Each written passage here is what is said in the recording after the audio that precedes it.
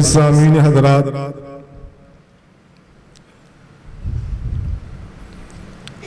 اللہ رب العزت کی انسان پر بہت زیادہ نعمتیں ہیں،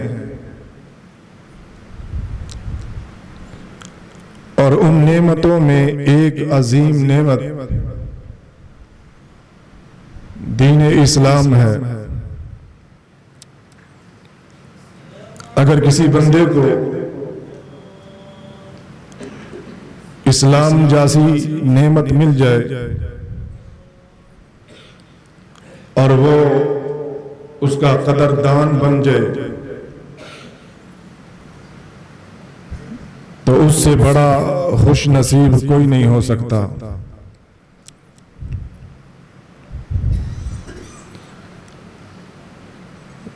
دنیا میں بہت زیادہ ادیان ہیں، اور ہر دین، ہر مذہب کی اپنی تعلیم ہے، لیکن اللہ کے نزدیک اگر کوئی دین ہے تو وہ دین اسلام ہے۔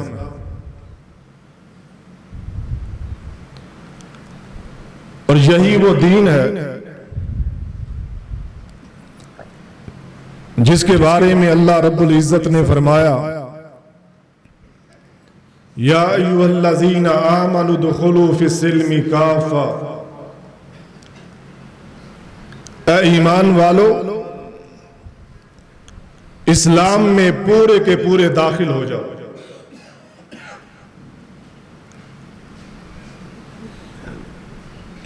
وَلَا تَتَّبِعُوا خُطُوَاتِ الشَّيْطَانِ، شیطان کی پیروی مت کرو، کیونکہ وہ تمہارا کھلا دشمن ہے۔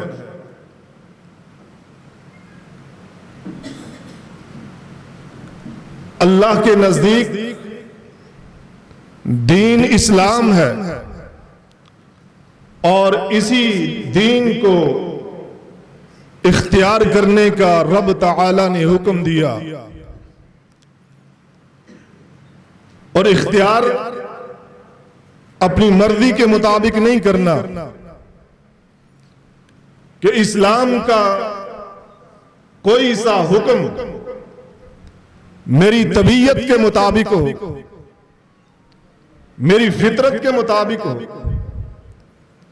میری برادری، میرے معاشرے کے رسم و رواج کے مطابق ہو، میں اس کو تو قبول کر لوں، اور اسلام کا وہ حکم جو میری طبیعت کے برعکس ہو، میری برادری، میرے معاشرے کے رسم و رواج کے خلاف ہو، اس کو ترک کر دوں۔ ادخلوا فی السلم کافۃ، اسلام میں پورے کا پورا داخل ہونا۔ پہلی قوموں کے بارے میں اللہ فرماتا ہے، افتؤمنون ببعض الکتاب وتکفرون ببعض، کیا تم کتاب کے بعض حصے پر ایمان لے کر آتے ہو اور بعض کا انکار کرتے ہو؟ وہ لوگ بھی یہی کیا کرتے تھے، جو بات ان کو پسند ہوتی اس پر عمل پیرا ہو جاتے، جو چیز ان کو گراں گزرتی اس کو بالائے طاق رکھ دیتے، نظر انداز کر دیتے، اس پر عمل پیرا ہونے کی کوشش نہیں کرتے تھے۔ اللہ وحدہ لا شریک انسان سے اسلام میں داخل ہونے کا مطالبہ کرتا ہے، اور یاد رکھیے جو بندہ اسلام کے علاوہ دیگر ادیان میں جائے گا یا دیگر مسالک، مذاہب، ادیان کی باتوں کو قبول کرنے کی کوشش کرے گا، بھلے وہ کتنی ہی محنت کر لے، کتنی ہی تگ و دو کر لے، کوشش کر لے، مال وقت صرف کر دے، اللہ وحدہ لا شریک اس سے کچھ بھی قبول نہیں کرے گا. وَمَن يَبْتَغِ غَيْرَ الْإِسْلَامِ دِينًا فَلَن يُقْبَلَ مِنْهُ. جو اسلام کے علاوہ کسی اور دین کے لیے سرگرداں ہوگا اللہ اس سے کچھ بھی قبول نہیں کرے گا. اور لوگ اسلام سے ہٹ کر کتنے اعمال کرتے ہیں اور ان اعمال کو بجا لانے کے لیے کتنی تگ و دو کرتے ہیں, کتنی محنت کرتے ہیں, کتنا روپیہ صرف کرتے ہیں, ہم اس کا اندازہ نہیں کر سکتے. اپنے معاشرے میں نظر دوڑا کر دیکھیے, کیا آج اسلام کے واضح احکامات, قرآن مجید کی بین آیات, نبی کریم صلی اللہ علیہ وسلم کی احادیث سے ثابت شدہ فرامین, ان سب کو ہم نظر انداز کرنے کو تیار ہو جاتے ہیں, لیکن معاشرے کے اندر پھیلی ہوئی بدعات کو ترک کرنے کے لیے تیار نہیں ہوتے.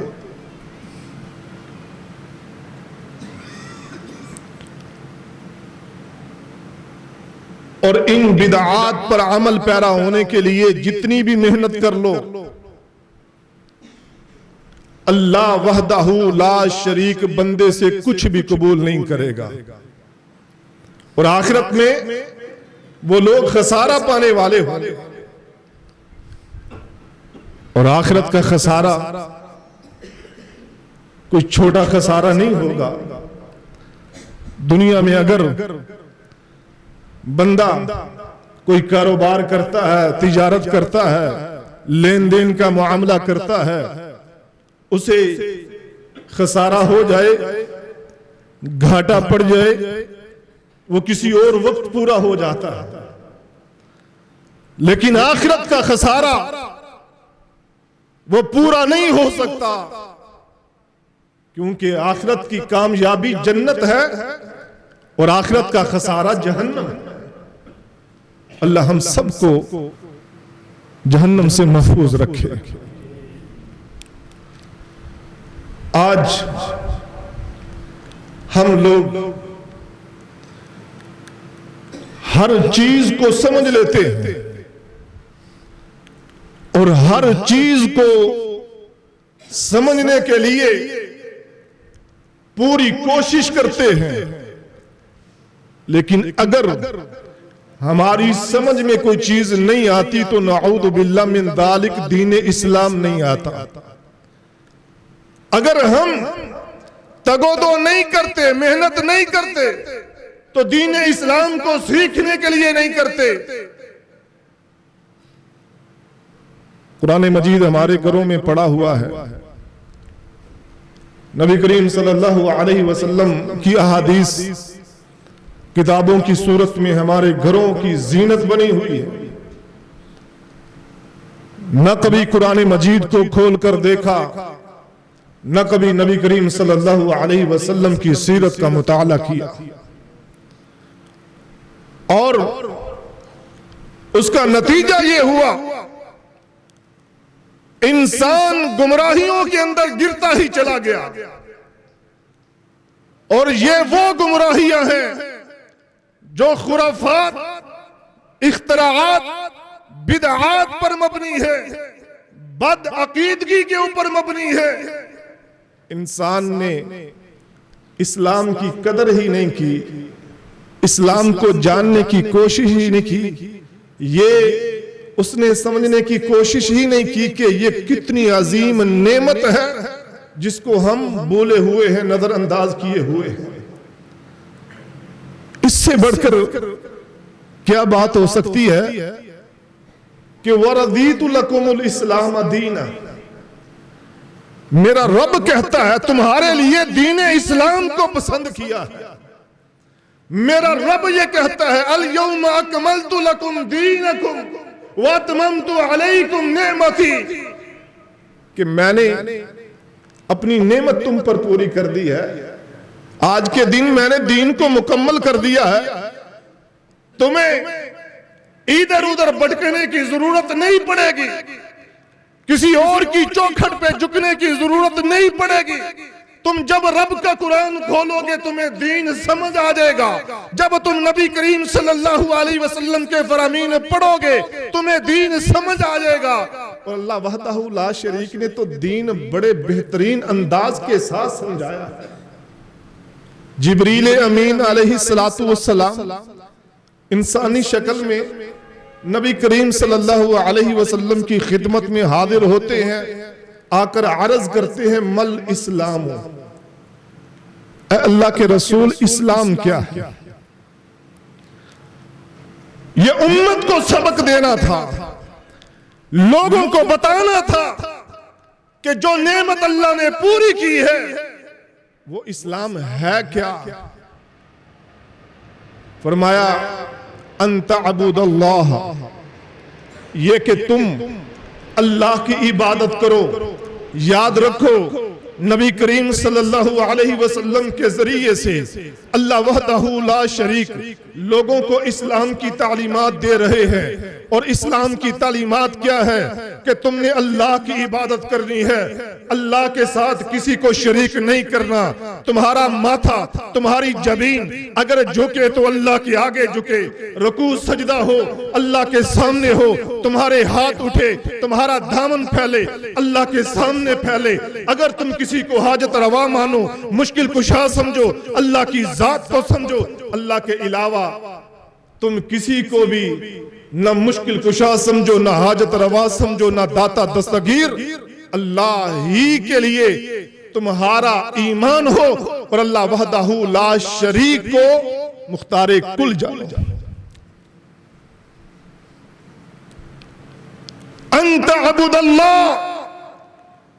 اور عبادت صرف یہ نہیں کہ اذان ہو آپ مسجد میں آ جائیں.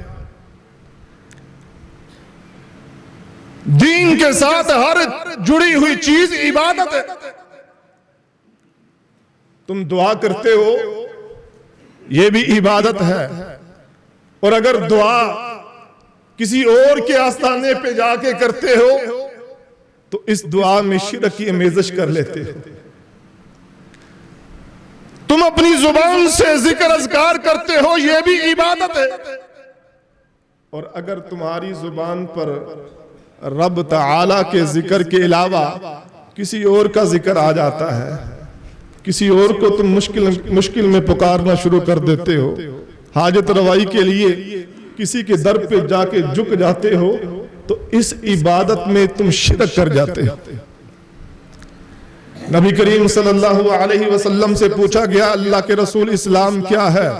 نبی کریم صلی اللہ علیہ وسلم نے فرمایا تم اللہ کی عبادت کرو، اللہ کے ساتھ کسی کو شریک نہ ٹھہراؤ، نماز کی پابندی کرو، زکوٰۃ کو ادا کرو، ماہ رمضان کے روزے رکھو، یہ اسلام ہے. دوسرے مقام پر پیارے رسول نے فرمایا بنی الاسلام علی خمس، لوگو اسلام کی بنیاد 5 چیزوں پر ہے.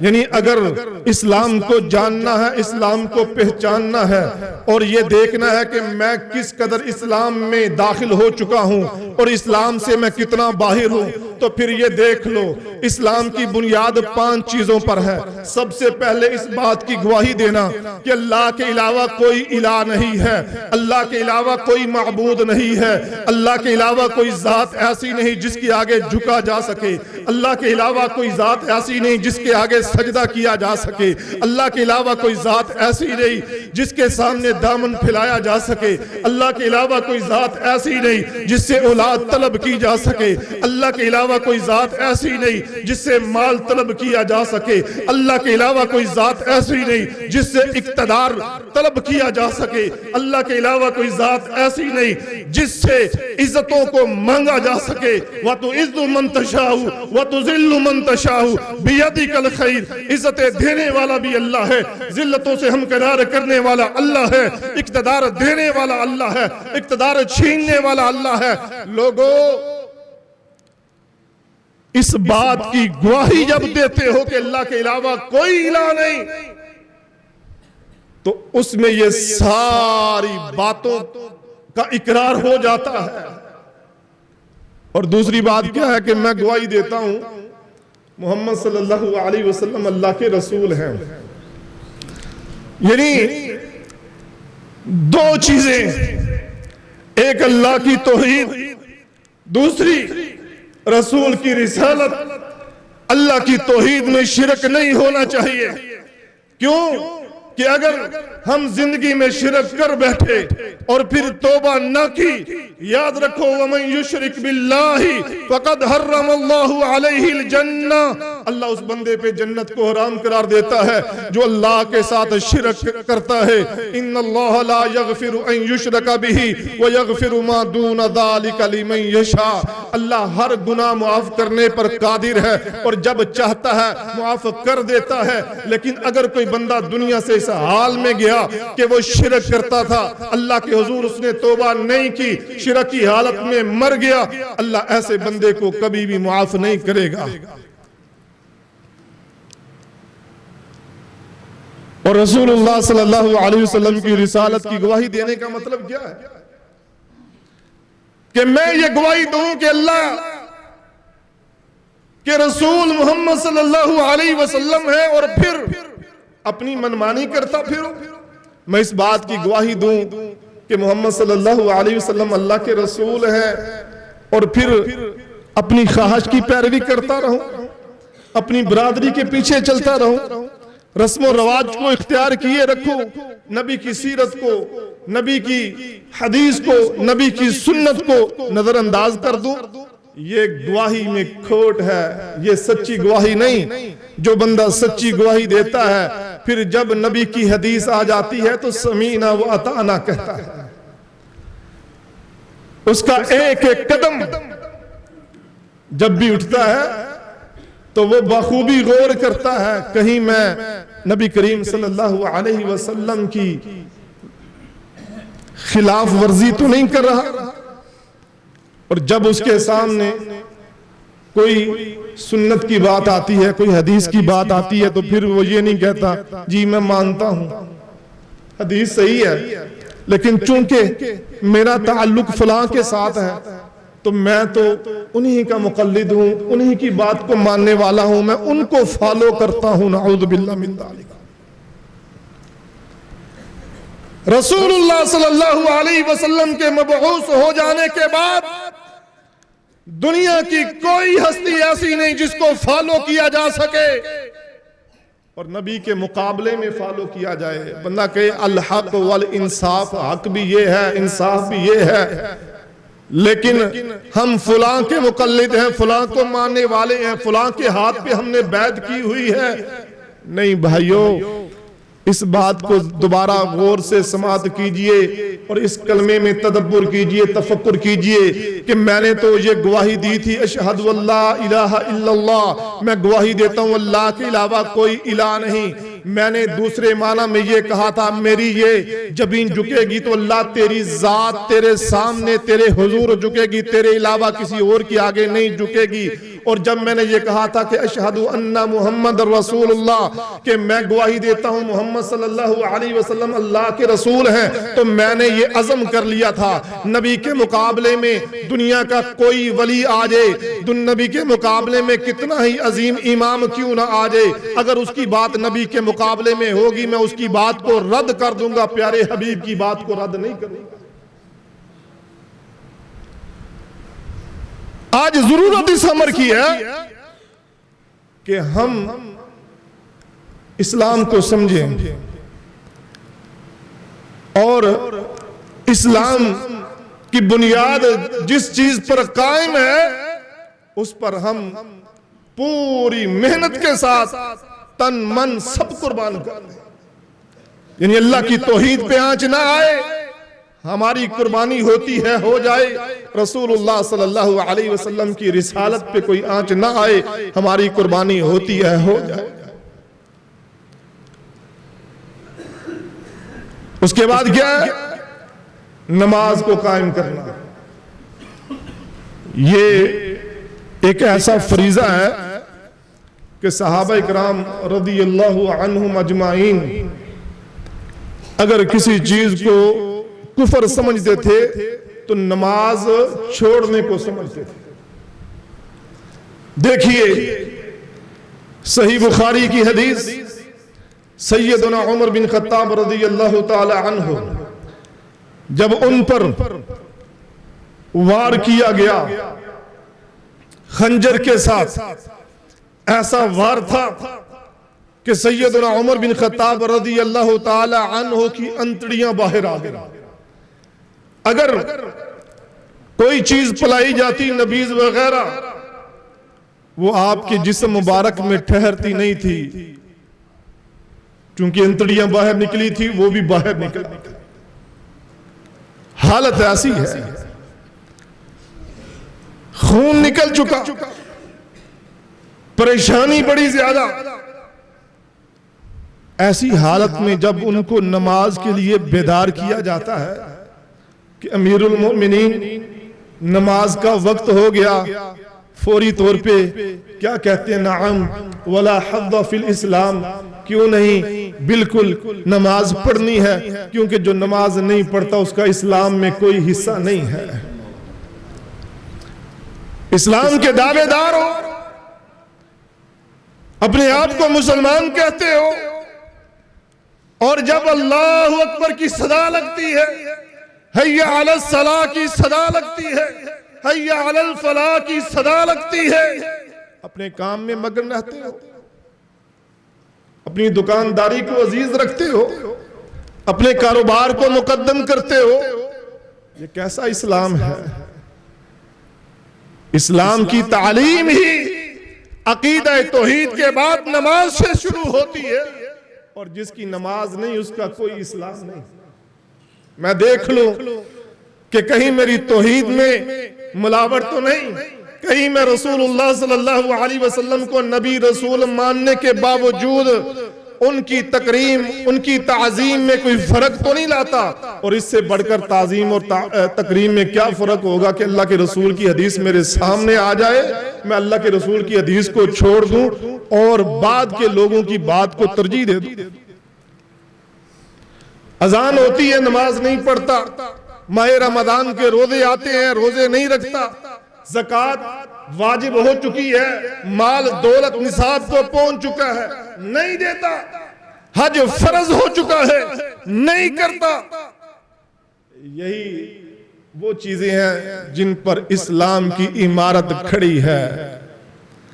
آج اگر کوئی بندہ اللہ کی توحید میں شرک کرتا ہے، رسول اللہ صلی اللہ علیہ وسلم کی رسالت کی تکریم اور تعظیم نہیں کرتا، نماز نہیں پڑھتا، ماہ رمضان کے روزے نہیں رکھتا، زکوٰۃ ادا نہیں کرتا، حج فرض ہونے کے باوجود نہیں کرتا، تو وہ اپنے اسلام کو چیک کرے کہ کہیں میں دائرہ اسلام کے باہر تو چکر لگاتا ہوا نہیں پھر رہا،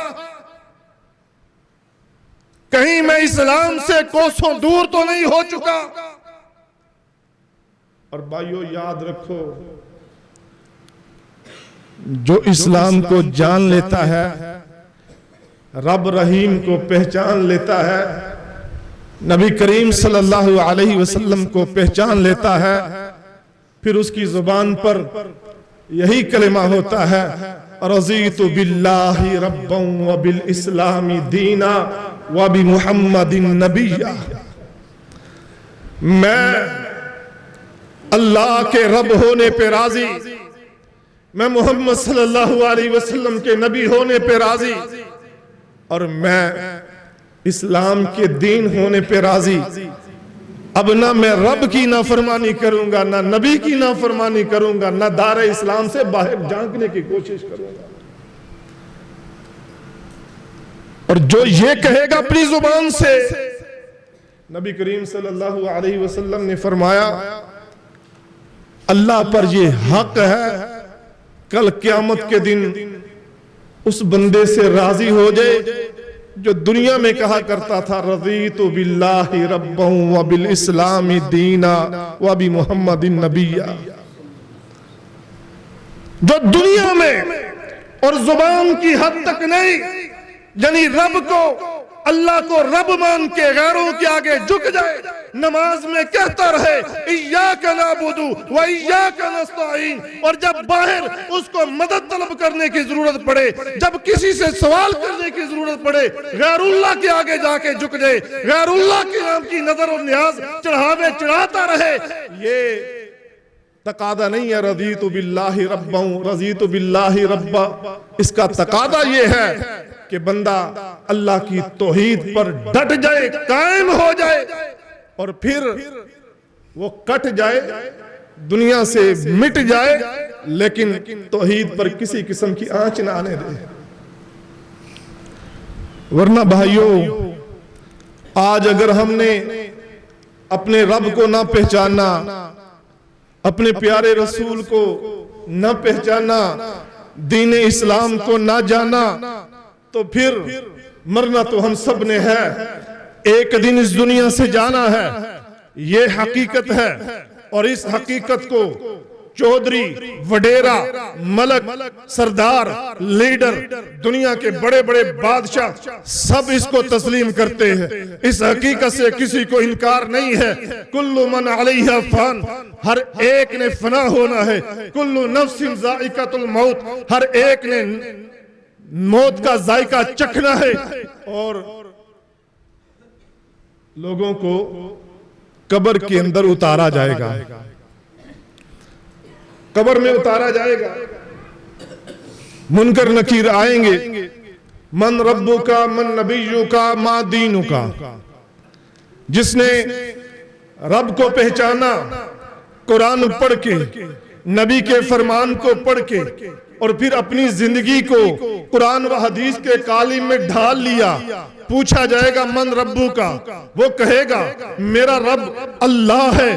پوچھا جائے گا من نبیو کا، وہ کہے گا میرا نبی محمد صلی اللہ علیہ وسلم ہے۔ پوچھا جائے گا ما دینو کا، وہ کہے گا میرا دین اسلام ہے۔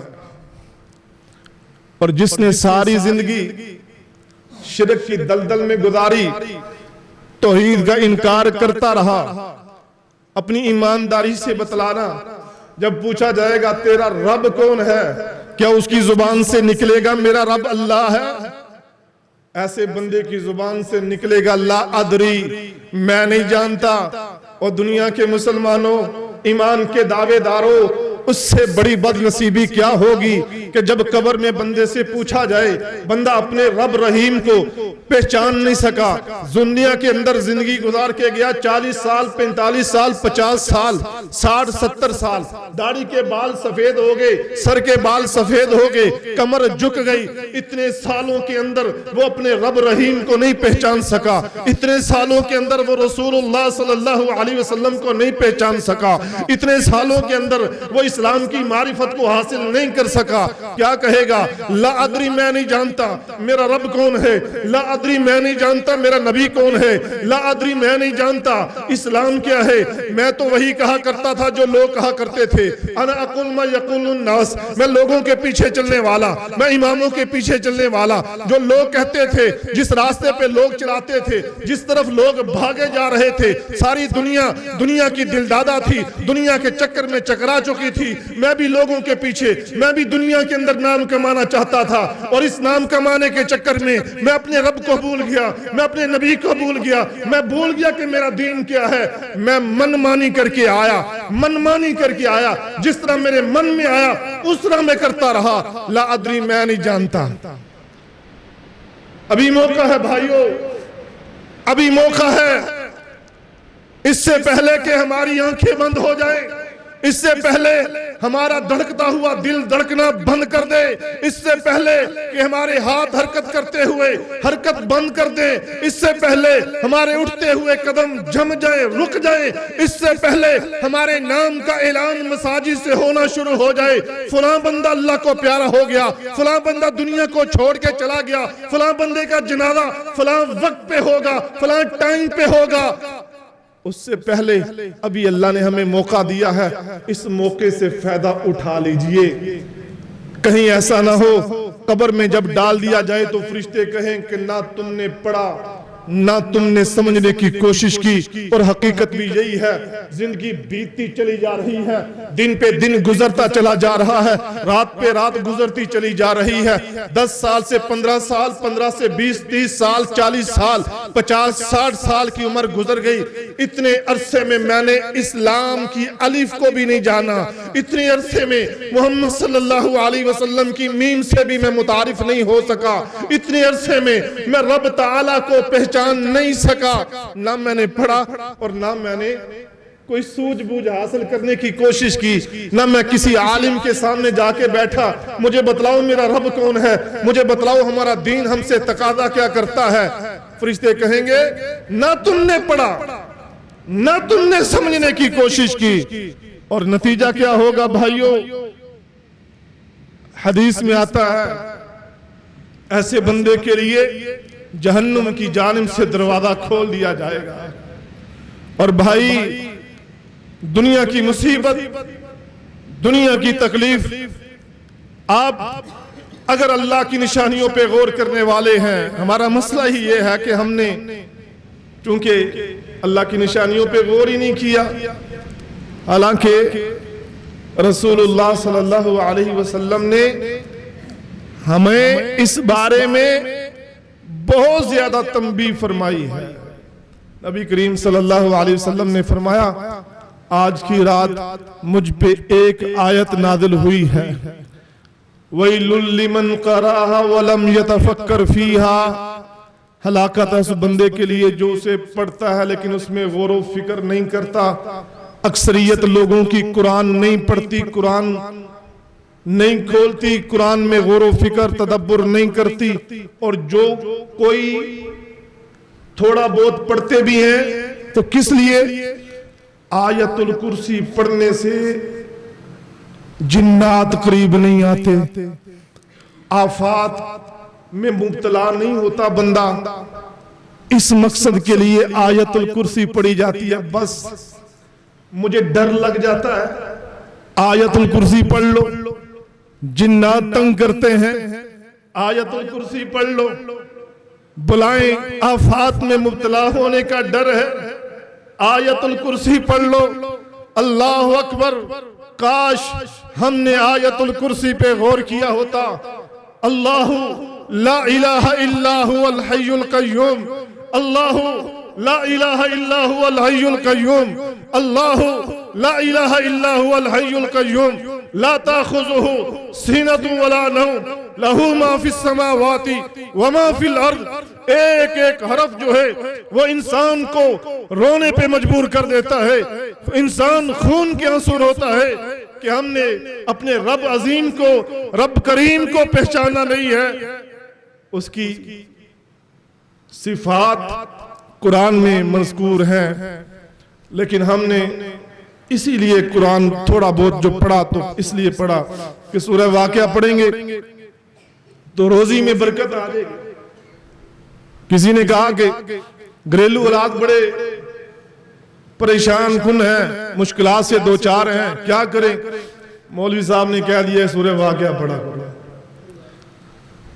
کاش کہ وہ سورہ واقعہ ہی پڑھ لیتا، اس کو پتا چل جاتا کہ سورہ واقعہ میں تو سارا آخرت کا بیان ہے، جہنم کے تذکرے ہیں۔ اللہ اکبر، اللہ وحدہ لا شریک کے بارے میں انسان کو ڈرایا گیا ہے، نافرمانیوں سے ڈرایا گیا ہے، جہنم کی آگ سے ڈرایا گیا ہے، لیکن اس نے پڑھا تو کس لیے پڑھا؟ کہ مجھے روزی مل جائے، ہاں بھائی، اور کیا چاہیے؟ مال آئے، دولت آئے، سورہ یاسین پڑھ لو۔ ہائے کاش غور کر کے پڑھتا، جان جاتا کہ رب کون ہے، غور کر کے پڑھتا، جان جاتا رسول کون ہے، غور کر کے پڑھتا، جان جاتا میں جس دین کو ماننے والا ہوں وہ اسلام کیا ہے، اور کون سی آیت پیارے رسول پہ نازل ہوئی۔ اس ایک آیت کے بارے میں نبی کریم نے فرمایا وَيْلٌ لِّمَنْ قَرَأَهَا وَلَمْ يَتَفَكَّرْ فِيهَا، ہلاکت اس بندے کے لیے جو اس کو پڑھتا ہے اس میں غور نہیں کرتا۔ إِنَّ فِي خَلْقِ السَّمَاوَاتِ وَالْأَرْضِ، لوگو جب قرآن پڑھتے ہو، اللہ کی نشانیوں کو بار بار اپنی زبان پہ لاتے ہو، میں حیران ہوں پھر کیسے اللہ کی توحید سے، کیسے تم اللہ کی توحید سے انحراف کر جاتے ہو، کیسے غیروں کے آگے جھک جاتے ہو، کیسے غیروں کے لیے نظر و نیاز چڑھاوے چڑھاتے ہو، کیسے غیروں کے آگے جا کے سجدے کرتے ہو، رکوع کرتے ہو، غیروں کے آگے جا کے دامن پھیلاتے ہو، ہاتھ پھیلاتے ہو۔ اگر اللہ کی توحید کو جانا ہوتا، اللہ کے قرآن کو پڑھا ہوتا، اللہ کے قرآن کی آیات پہ تدبر کیا ہوتا تو کبھی بھی اللہ کی توحید سے انحراف نہ کرتے، کبھی بھی رسول اللہ صلی اللہ علیہ وسلم کی رسالت سے اپنے آپ کو بیگانہ نہ کرتے، کبھی بھی اسلام جیسی عظیم نعمت سے اپنے آپ کو دور نہ کرتے۔ تو اسلام کو پہچانیے۔ آج اگر ہم اسلام کو پہچانیں گے تو پھر انشاءاللہ ہماری دنیا بھی کامیابی ہوگی اور آخرت میں بھی اللہ ہمیں سرخرو کرے گا۔ اور اگر ہم نے اسلام کو، دین کو اسی طرح جس طرح آج کل ہم نے لاوارث چھوڑا ہوا ہے اور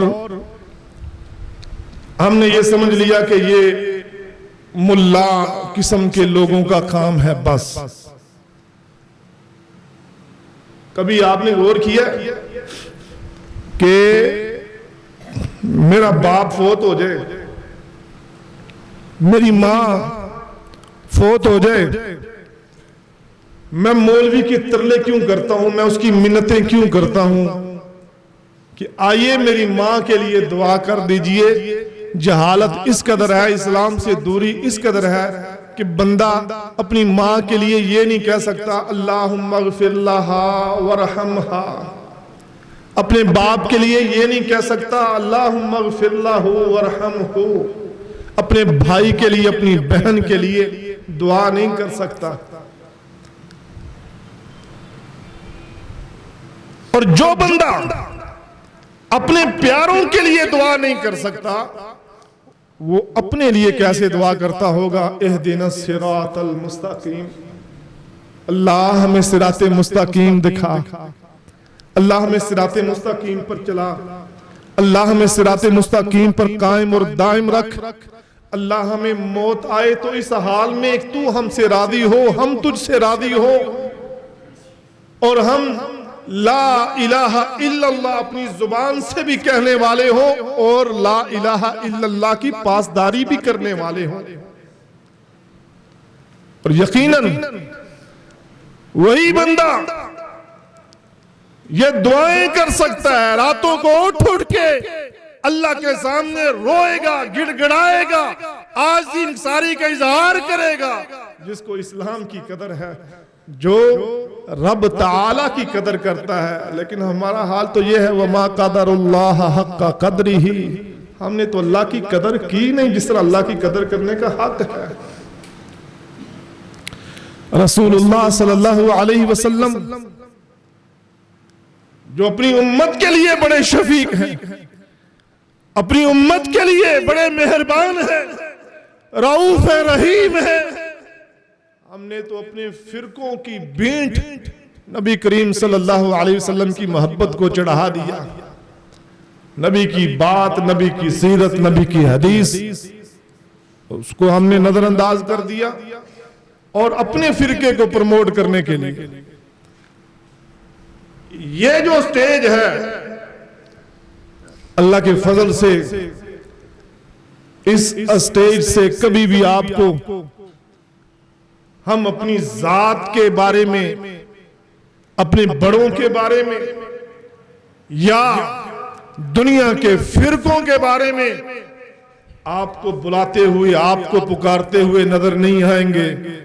جب بھی بلائیں گے اللہ کی توحید کی طرف، جب بھی بلائیں گے رسول کی رسالت کی طرف، جب بھی بلائیں گے یہ کہیں گے دنیا کے سارے ادیان کو چھوڑ دو، سارے مذاہب، سارے مسالک کو چھوڑ دو، اسلام کو حقیقی معنوں میں قبول کر لو اور اسلام کو پڑھ لو، پرکھ لو، سمجھ لو اور اسلام سے جڑ جاؤ،